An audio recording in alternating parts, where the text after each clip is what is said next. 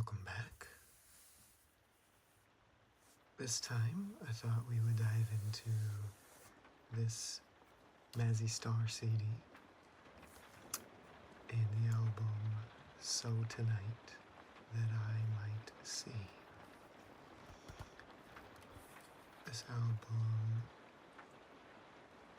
is from 1993 on Capitol Records. And the back is pretty plain there with just the track listing. But I think Fade Into You is their most well-known song, and rightfully so. Hope Sandoval, which is the singer, she has probably one of my favorite female voices. I know there's lots to choose from out there, but there is something just sweet and tender and almost instantly introspective to the tone of her voice. And I just absolutely love it. This booklet, though, is pretty basic.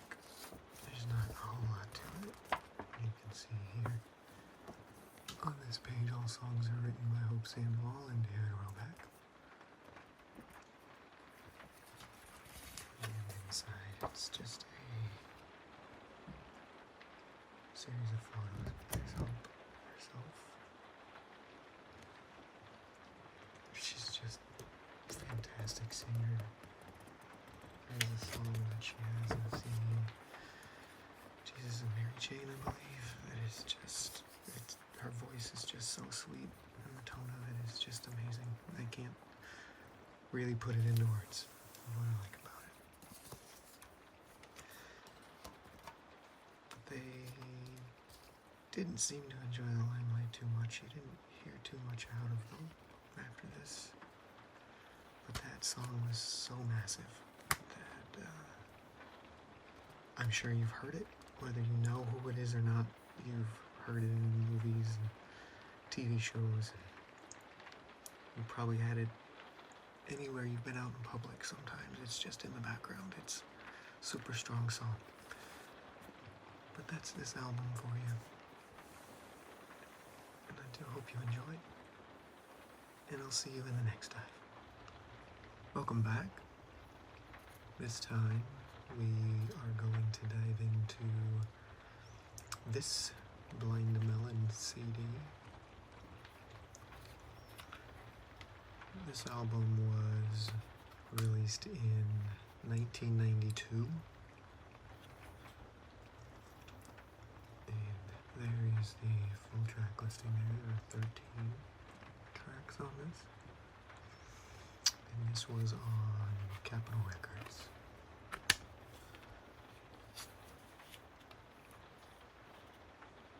I think they are most famous for the song No Rain, which I think the big girl on the cover is most recognizably from. They were one of the great bands of the 90s that unfortunately the life of the band just ended up being a little too short.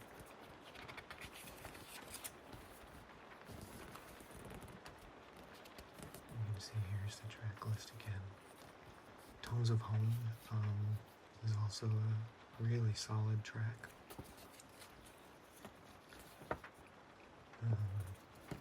Change is really good too. I do suggest listening to that one. Some more pictures. Just like a scrapbook of photos here from the band. And all the lyrics. As well as a full page here of all the thank yous. I think what I like best about this band was that their sound, while it did fit really well in the 90s, there was a bit of a psychedelic element to it. A little funky, but almost psychedelic rock. It just kind of had them stand out a little bit more than everybody else. This was a great album, and of course, if you were alive then watching MTV, I think we all remember the Beat Girl. But I thank you for joining me for this video, and I'll see you in the next time. Welcome back. Today, we're gonna dive into this new album by Langley titled Dandelion. I'm actually really excited about this new album, and I just got the CD, so we're gonna actually open it together.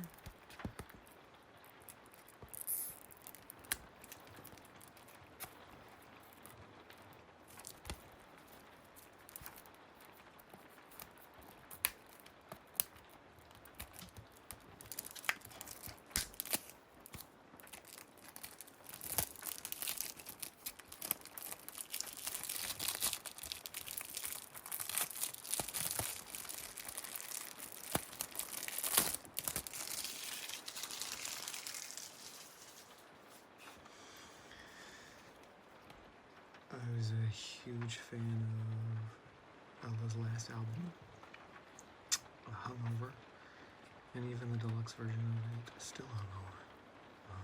But this new album, I've been anticipating. The few songs I've already heard from it are fantastic, and it was just released. There's the CD, it says Dandelion. This is on Columbia Records. There's another picture of Ella.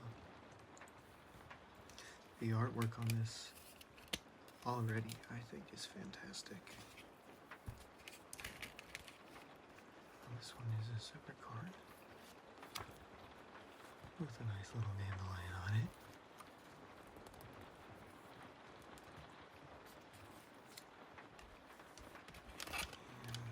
The booklet. And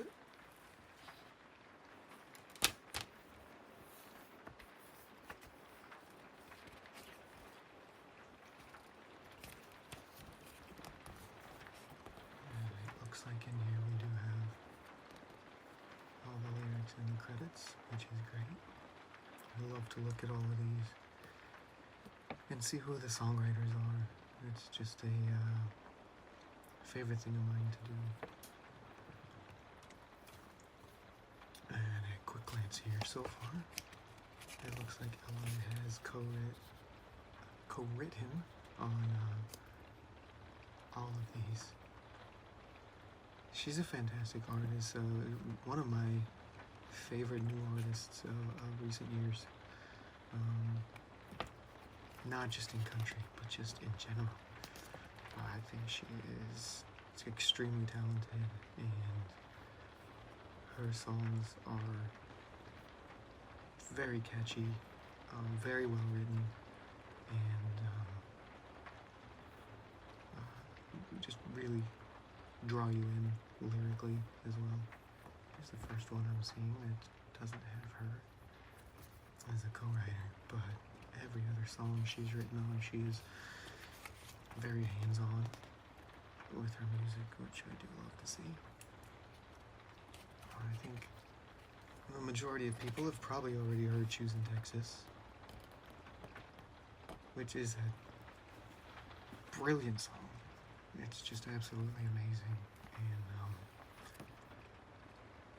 it's massive. It's a massive hit, and I think rightfully so. You can see right here all the other credits that are listed here. It was recorded at Santa's Workshop in Nashville, Tennessee.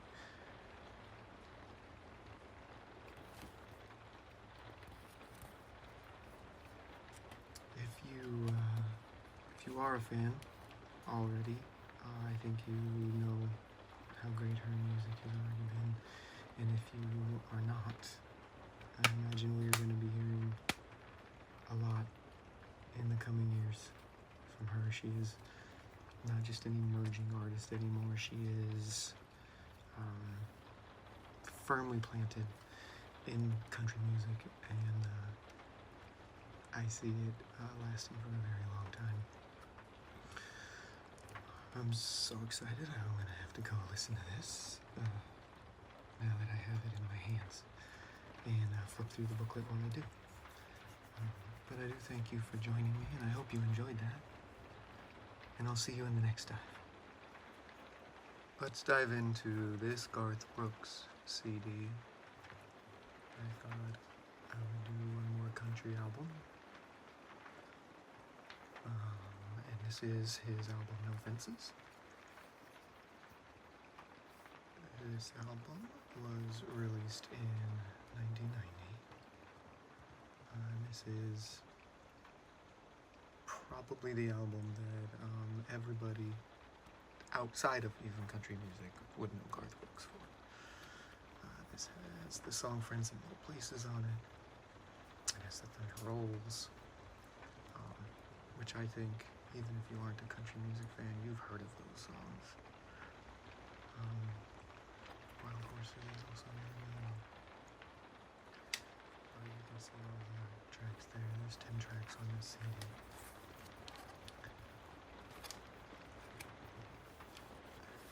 And there's the disc, which you can see out of it without too much reflection here. Here, they get that, but the titles are there. Nothing back there. This was still early on in the CDs, so a lot of these embellishments that they did with the case design and additional artwork all came as we got used to the medium. There's the back of the booklet. It's just Garth sitting with a horse. I'll go ahead and flip through here real quick. There are all the track titles again.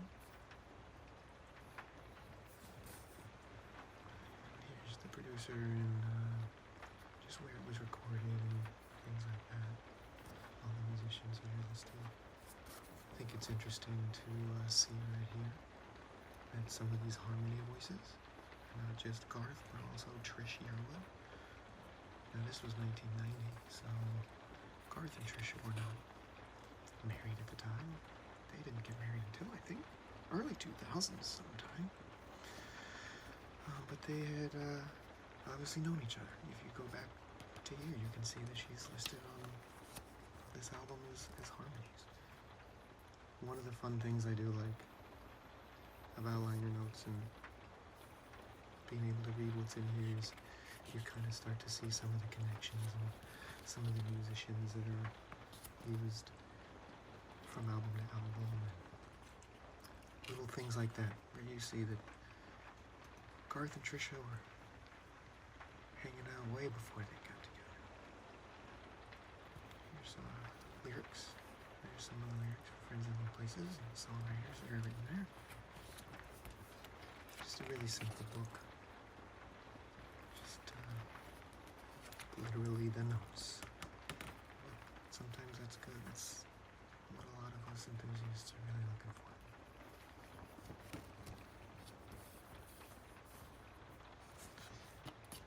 Nice, simple book with a little bit of art and all the info you need, all the credits for all the people who deserve it. And there you have it. That's Garth's album, No Fences. I hope you enjoyed this one, and I'll see you in the next time. Let's dive into this compilation CD in honor of WrestleMania this week.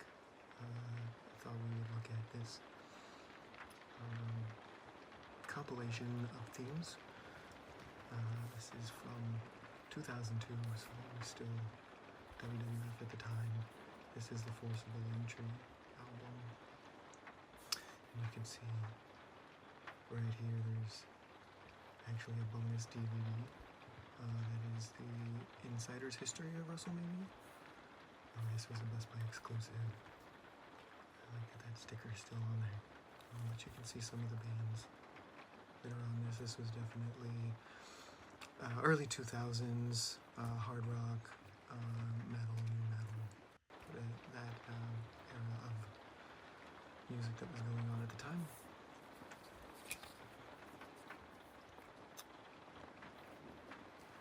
And you can see there are 18 tracks on here. With multiple people's themes, versions of themes. Even the SmackDown theme at the time by Marilyn Manson, The Beautiful People, which was their remix. There's a Seven Dust version of Chris Jericho, Break Down the Walls. And then this one here, Lita's theme, My Boy Hits Car, actually ended up being the theme they still use with Lita to this day. That one really took. I'll open it up here. There's the disc. And I don't know if this bell. WrestleMania DVDs.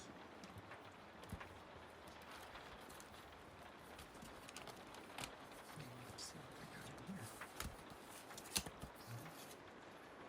Here's a little ad for some DVDs that they were selling at the time. The Divas DVD and before they were superstars.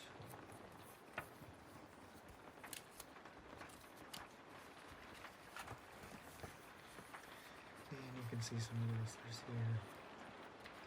There's Triple H and Stacey Keebler, Stone Cold. These are the themes that are in this album here. And it is a wide variety of the roster at the time. And here's just another. This is actually a nice quote by Matt Pinfield, if you know who Matt Pinfield is. Just kind of a rock historian at this point, but this looks like it's a nice quote talking about Jim Johnston and all the themes that he's done over the years for WWE, WWF. And I agree. They are still some of the best themes. And to have these musicians do versions of his songs was probably an honor to him.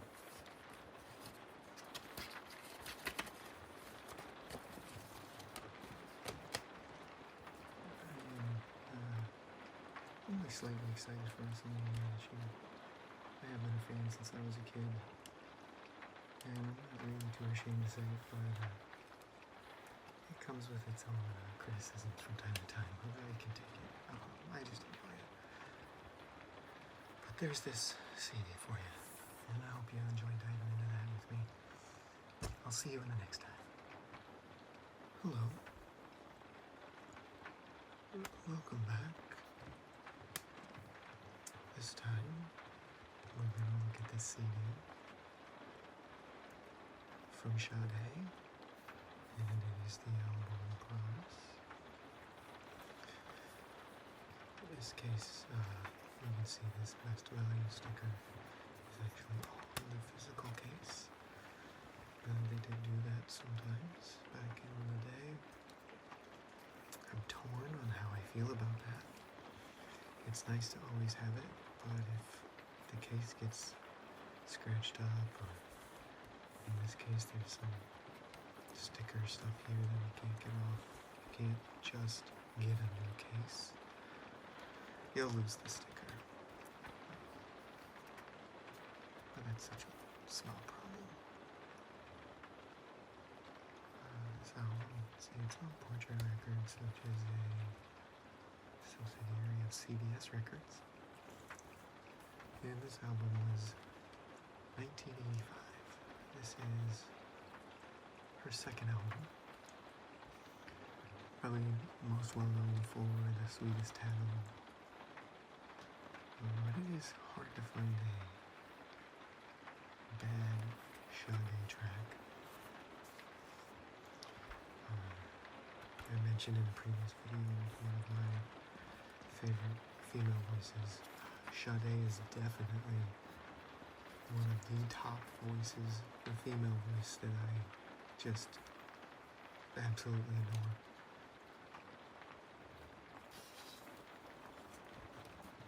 There's just something about that voice that just pulls you in, still to this day.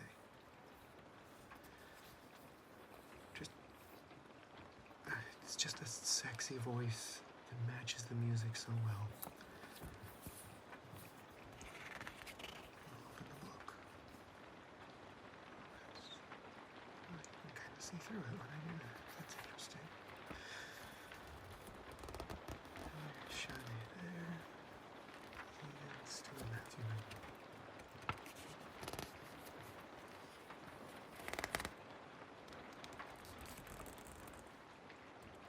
They are co-writers on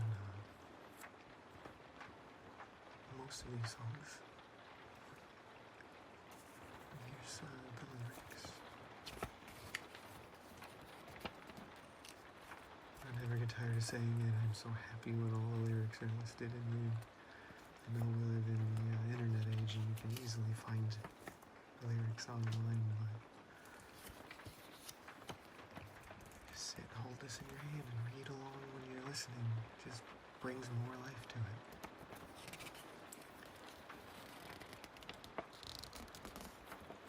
There's the other members of the band, which is Andrew Hale and Paula Stewart.